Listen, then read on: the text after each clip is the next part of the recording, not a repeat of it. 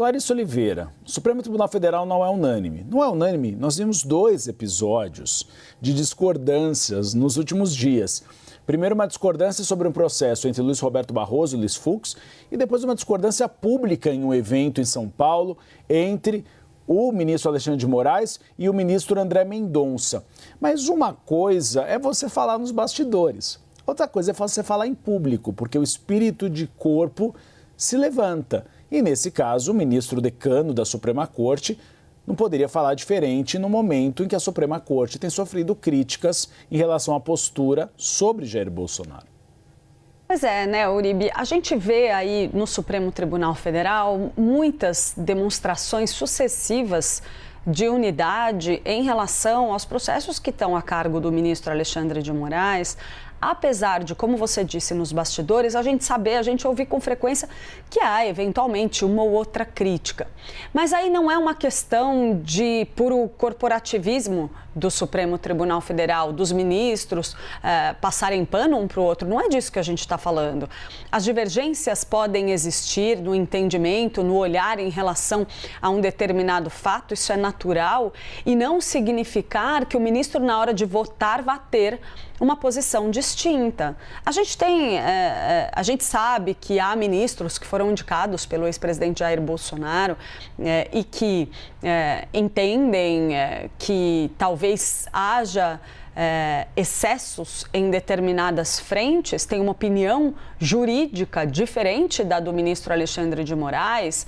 E até esses magistrados, dependendo das circunstâncias, já votaram junto com Moraes e com o restante da corte em outras ocasiões. Então, a gente vai ter que esperar, de fato, o que vai vir pela frente no julgamento no Supremo Tribunal Federal. Os indicativos que a gente tem é de que possa haver divergências, por exemplo, de dosimetria, discussão de uma pena mais branda, eventualmente, para o ex-presidente Jair Bolsonaro ou mesmo para os demais réus, que uma figura como o ministro Luiz Fux, que em outras etapas do julgamento já deu algumas sinalizações nessa direção, mas o sentimento geral é de unidade ainda, é de expectativa por um placar de condenação, Uribe.